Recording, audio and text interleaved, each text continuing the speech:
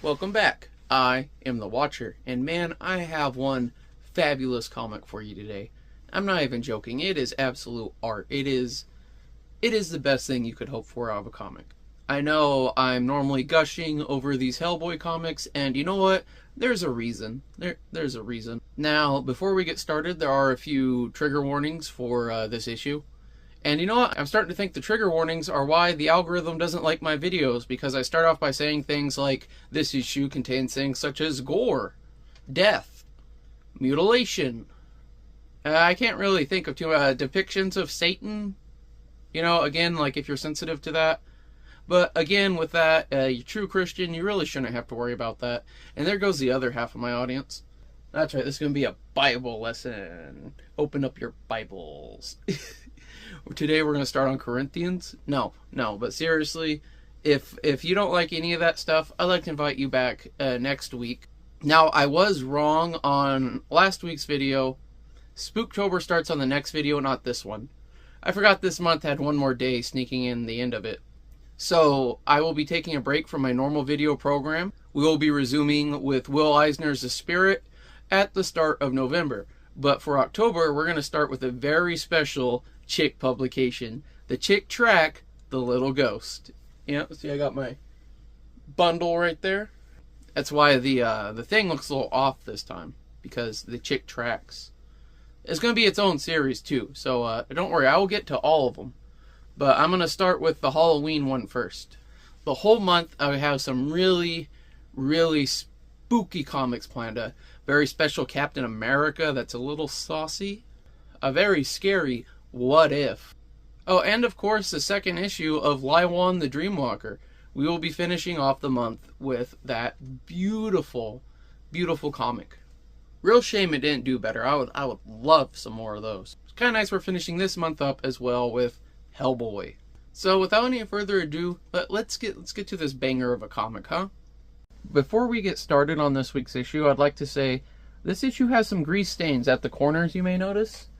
I guess whoever got this before me was eating some potato chips or something. But again, that's why I like showing love to used books. The other issue is, this is a very good quality print, so it is a little bit glossy. And I will try to take that into consideration while filming for you today. So the art, it's badass. You know, you got him with the spear through his chest, and you have this really cool, looks like a dead knight or king behind him. We'll find out what that is in a minute. It just, oh my god, it's perfect. It's perfect cover art. It sums up what happened and what you want to see happen. And then the back, I was surprised it's the same picture as the last one. And I'm currently curious if they're all going to have this image or not, because as you'll see in the story, this scene becomes very non-essential. In fact, it's already, I mean, you see him get stabbed. I'm noticing he has a spear there too, so they just gave him a spear knowing they're gonna... I don't know, I'm really interested to find out more of these guys' motives, because they're really stupid.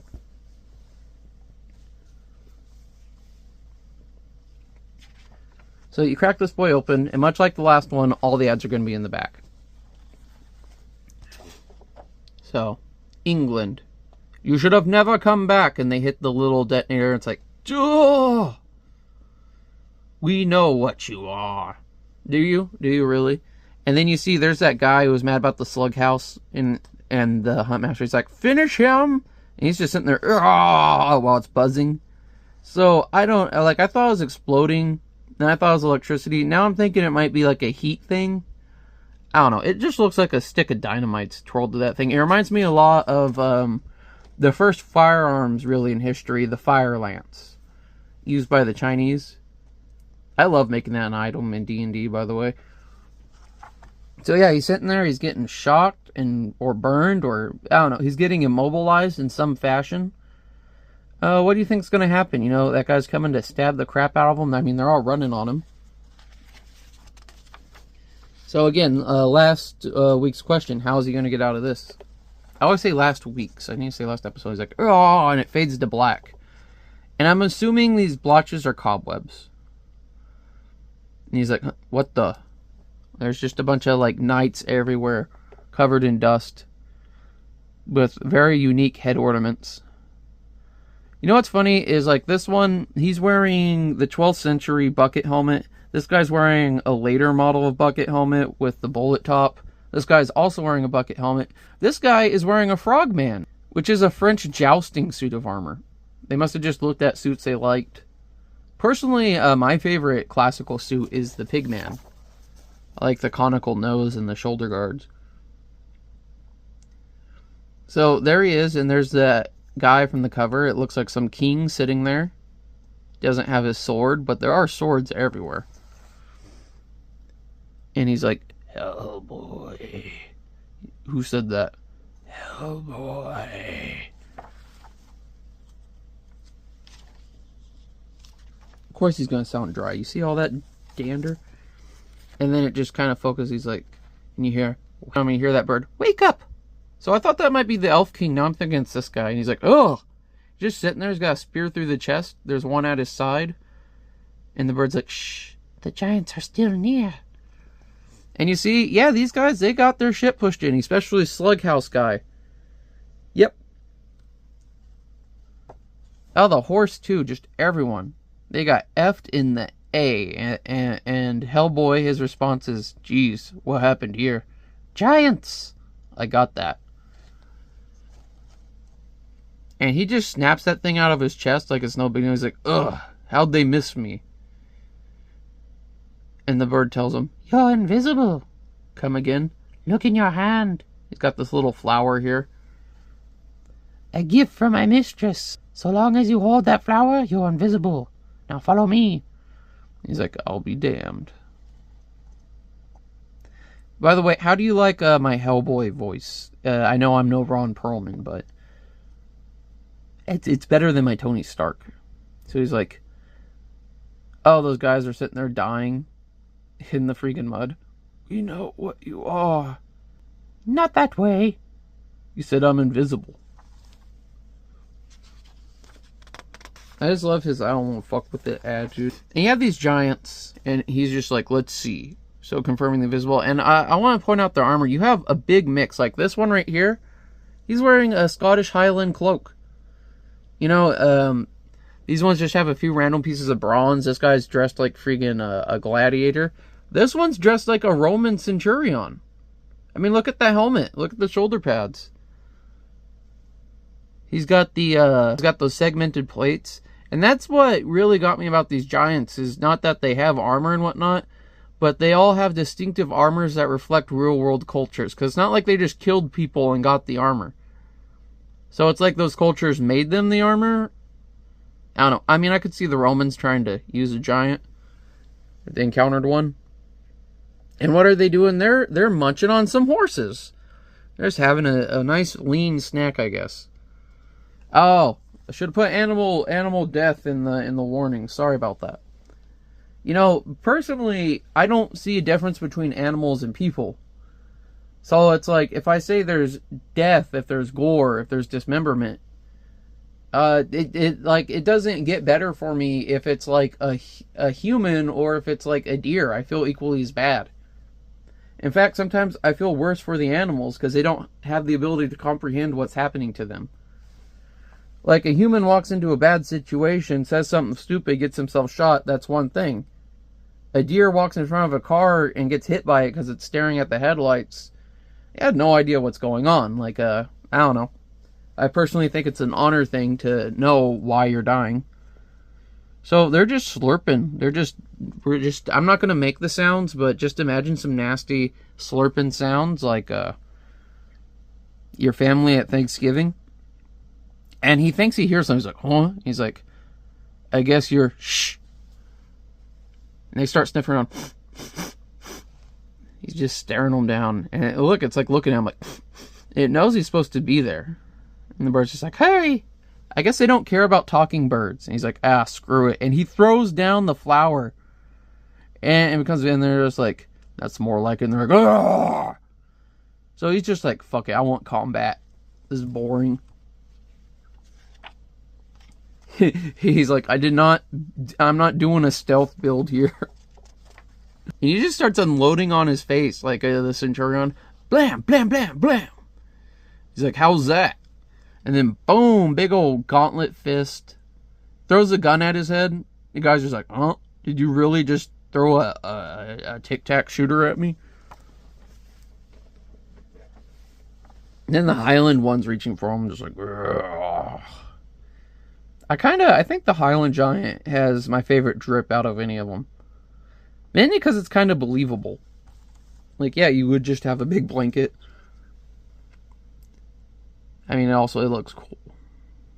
And then he's just like, boom, elbow to the face. And this one gives him a good old punch. Just boom. You know, this guy's really into big gauntlets. He's like, oh yeah? You like that? Come on. Come on. And they're all ready for a fight. Look, even the Roman one, he has a giant freaking gladius. That thing would have been so weak made out of freaking the iron of the time. Like, there's a reason the gladius was the size it was. And then it just skips elsewhere. And you have all these people just snoozing like a bunch of grunts in Halo. And you have this cool tree. And then, you know, you go back to Pumbaa here. Who are you, old man? No one. Only a traveler. What do you want? I'm looking for the Grungridge of Longlean. You found him? I don't think so. I saw him once years ago. When the elves rode out against the giants under the banner of a king now dead. And I don't know if they have unicorns or if that's just the armor, but it's kind of cool. I guess this is what the dude used to look like here. And it's like, he rode beside the sons of that king. That was a good day. He's really bummed out about it.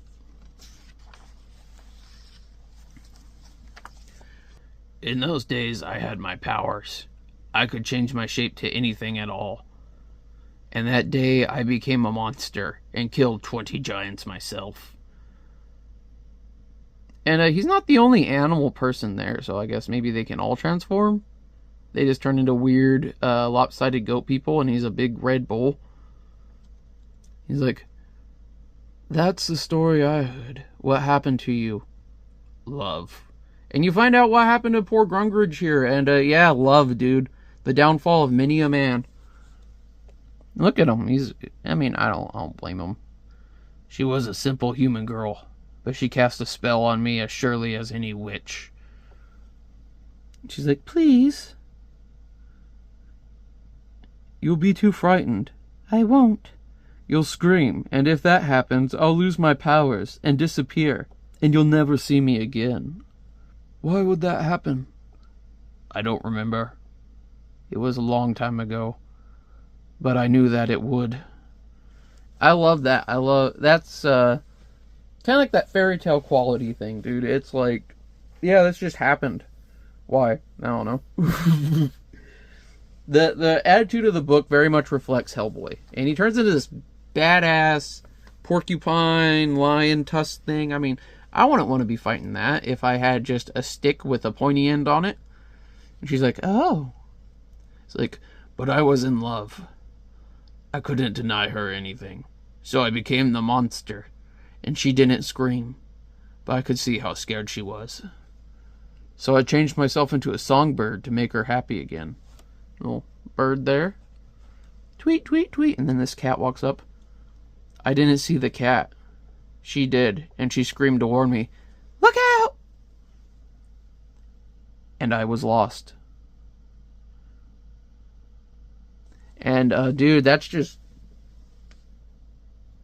fucked. Like, a cat, literally a cat walks up and she's trying to help him. Like, just try not feeling responsible for that, you know? But, you know, this line here, she cast a spell on me as sure as any witch.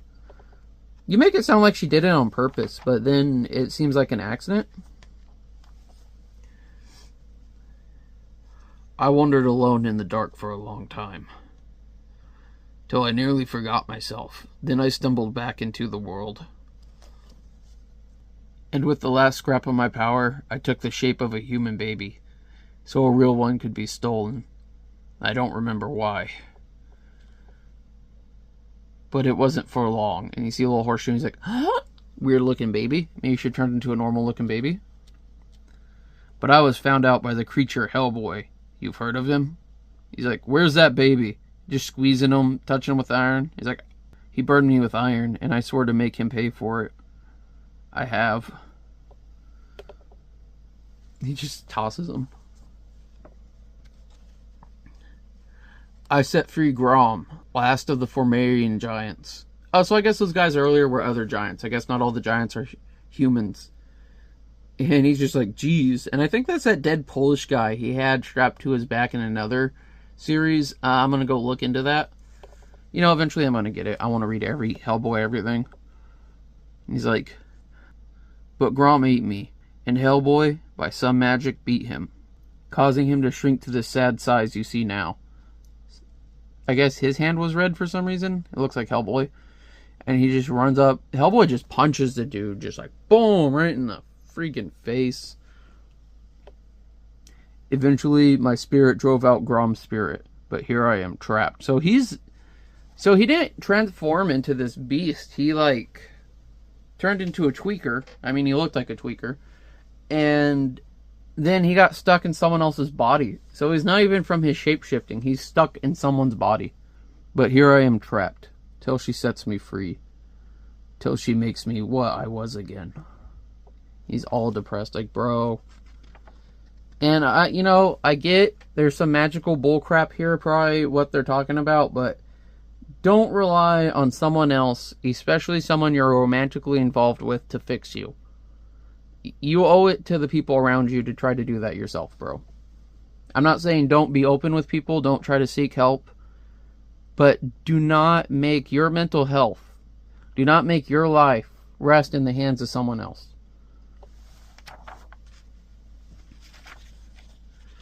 So, you believe that she will?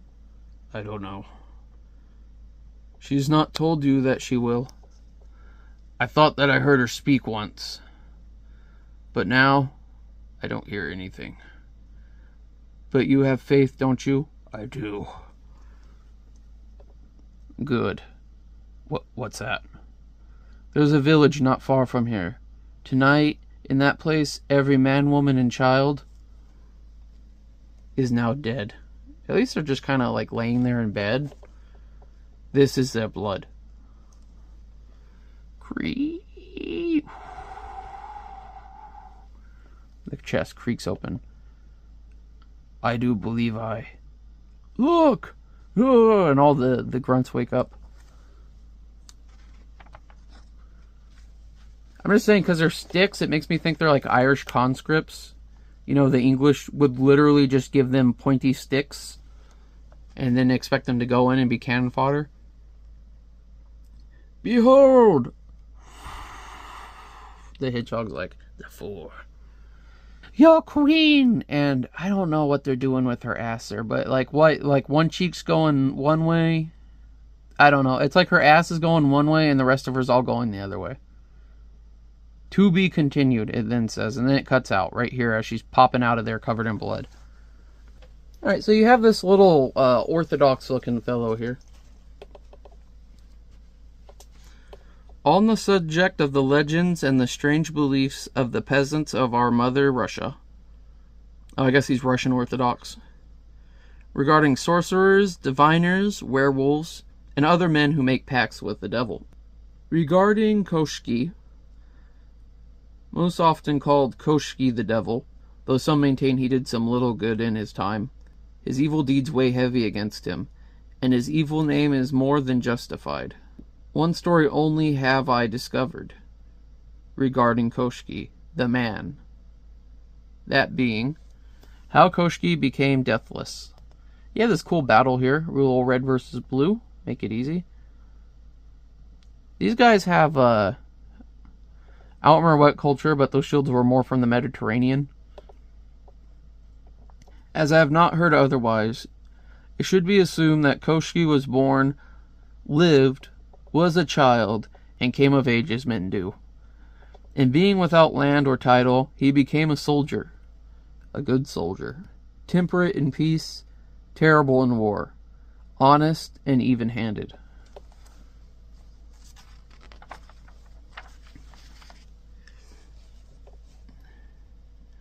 even towards his enemies. Surrender, and I'll see you fairly dealt with. This did not sit well with his captains, who were, as so often is the case, weak men and corrupt. God knows the wicked fear nothing so much as an honest man. And yeah, that is true. I'm going to be using that quote a lot. God knows the wicked fear nothing so much as an honest man. That's a great quote. One night they lured Koshki to a lonely place, and there beat him almost to death, leaving him to be eaten by bears and wolves. This creepy guy walks up on him. But that night, a dragon was walking in those woods. What is this? Man, you are going to die unless I heal you with magic. Will you promise to be my servant for 9 years if I save your life? Yes. There's a cool castle here. So the dragon took him to his castle, beyond the Trice 9 lands, in the Trice 10th kingdom. So Trice is, it's like double. It's like 3. Like twice, Trice. You might, if you ever watched the Leprechaun movies, he explains it pretty well. It's like, say it once, and blah, blah, blah happens. Say it twice, it'll be twice as nice. But say it thrice, and I'm going to marry that bitch. And many strange things he saw there, for the dragon consorted with all manners of ghosts, devils, imps, and witches. Yeah, you just have a bunch of random weirdos there. The long neck guys kind of bother me more than the pig guys, or the skeletons, or the fat naked guy, honestly. Why are they so necky? But Koshki was careful and never too curious.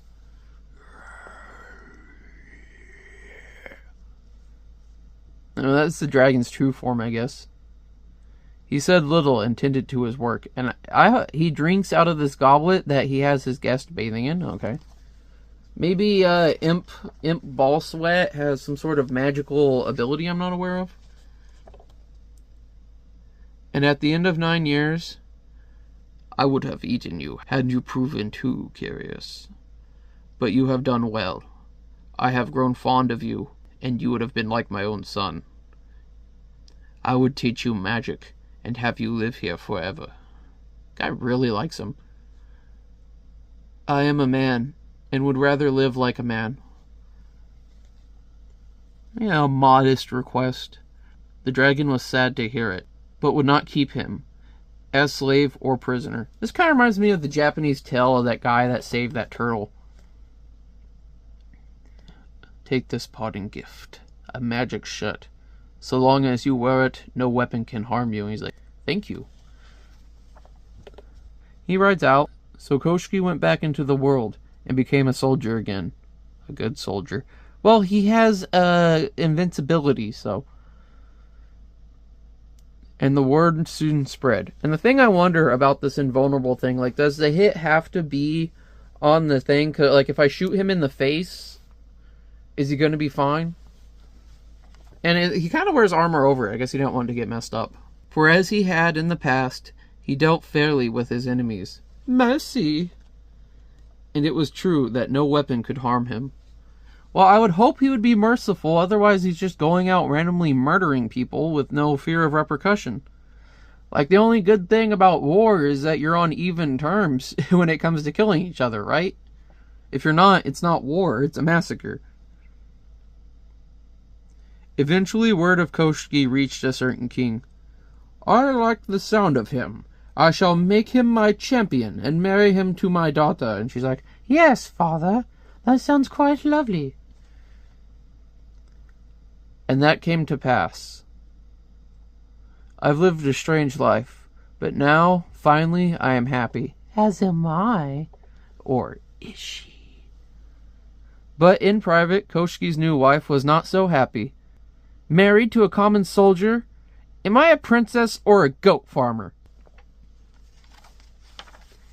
Ain't nothing wrong with goat farming. You know, I have an aunt that's a goat farmer. She makes soaps. Secretly, she met with a certain noble of her father's court. Fyodor, kill him. No? Please? You and I could marry. My father's old. Soon, you would be king. How? No weapon can hurt him. But the princess had learned Koshki's secret, and one night she stole his magic shirt. Yeah, you know what? She's just like, you want a blowjob?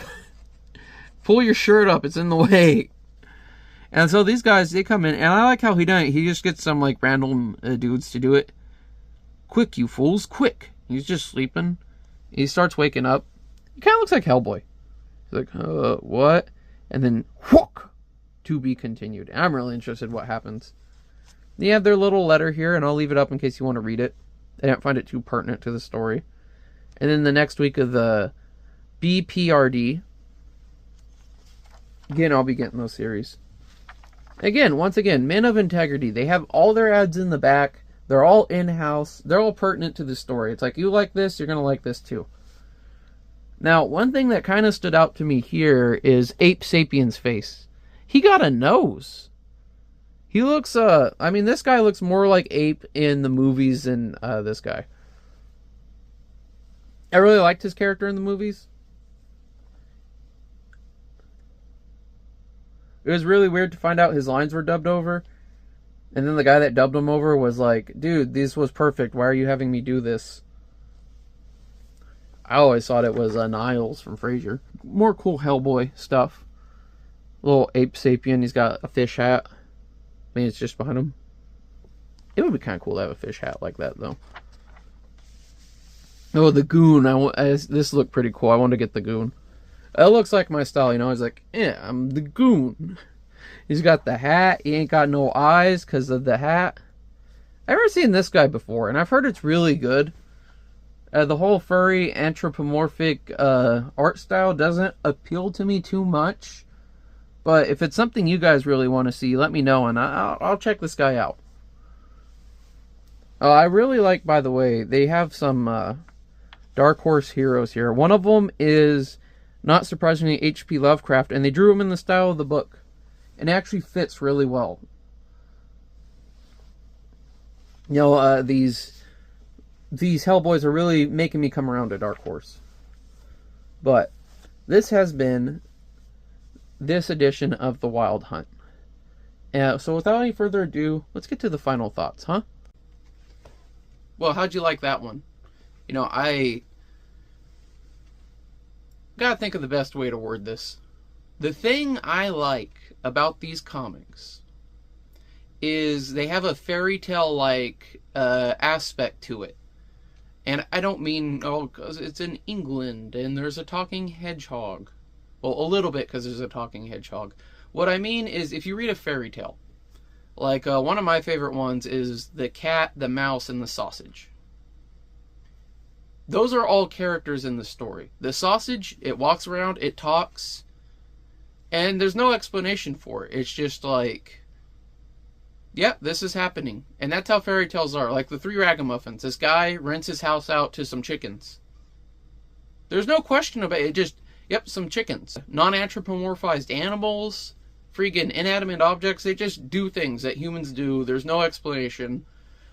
A lot of weird magic where it's like, oh, the prince was turned into a frog because the witch is cursed because the gold was not spun into thread, or some bullcrap. And it's never like an explanation of like, oh yeah, that makes perfect sense. It's always like, oh, that just happened. I guess you could say maybe we're missing some modern context, like maybe these things in these old fairy tales had a logical reason back then. It seemed logical to the people, but it doesn't now because we're missing the context. But that's my point. That's what I love about this, is it has that mystical fairy tale-like whimsy to it, where it's like, this is happening now. Why? Because. And you just go with it. And you don't question it, and you love it, and you're just immersed in it. There's a lot of stuff, I've used those exact same sentences to complain about. This is happening now. Why? Because. The difference is, you're not along for the ride on that one. This one also does a great job of subverting my expectation for what I think is going to happen. Even though I feel I have a pretty good feel of the character and his personality, I'm still surprised all the time.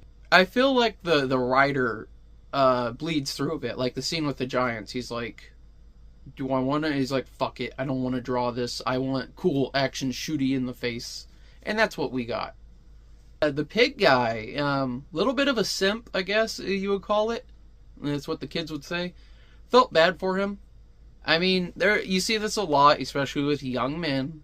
They get their first girlfriend and they start saying really weird, concerning things. That's not even the first, it's just the first girl they like. It's usually the kind of person that doesn't have a lot of people talk to them, so they've just been bouncing things around in their head a lot. A bit like the kid with the Gypsy Rose case. If you read their exchanges in email, you'll know what I mean. So you get stuff like that.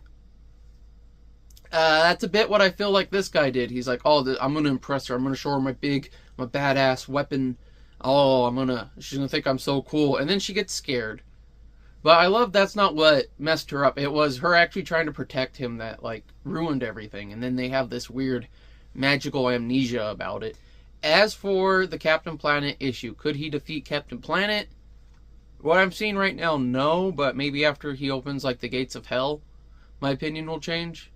I don't know, honestly. I'm going to say he can at least go toe-to-toe with Captain Planet, even though he can't fly. Because, Hellboy's pretty hard to kill. That's the thing, like in the last issue, I was like, how's he gonna come back from this? And he just does. You know, I thought the whole issue was gonna be like him walking between the land of life and death, or he's like, no, I'm just fine. They just kind of shocked me. And that's another thing. I don't know if that was an explosion in the last one, or if it was electric. It looked like an explosion.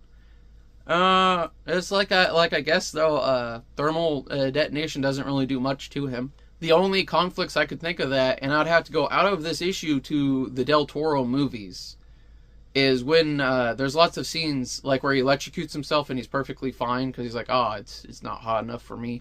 But then he burns his horns down. It's like, but you know, those movies are still in my mind pretty freaking perfect. We couldn't have got anything better. Del Toro was really the best person to handle it, and again, because the fairy tale dreamlike quality of the source material. It's like they were made for each other, you know?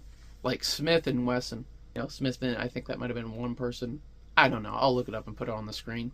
Oh man, but seriously, like, dude, I'm so invested. I'm invested enough. I didn't want to do Spooktober.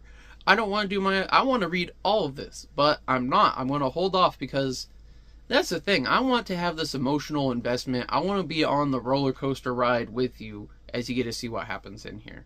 I can't do that if I read them all now and I don't finish recording for like a month or two. In fact, this is going out the beginning of October. Currently, I'm recording this a day before the 4th of July. So yeah, I'm going to go blow stuff up tomorrow. It's going to be fun. I've been saving up milk jugs and filling them full of water. So it's going to be a lot of fun. And then you know, afterwards you get to recycle the plastic. It seems like, to me, it was just May and I was doing the 4th of July episode. But that's part of the behind-the-scenes magic of YouTube production that you don't really see that often. At least I think it is. I think a lot of people are really like week to week, but I really wanted to build up a lead myself. Well, that pretty much sums up all my thoughts for this week's issue. I'd like to invite you back again next week when we're going to be starting Spooktober. And I'll be doing some chick tracks, along with some other great hits. That's sure to be a hoot. But until then, I'd like to just stay safe. And remember, just like Hellboy, you didn't hear no bell.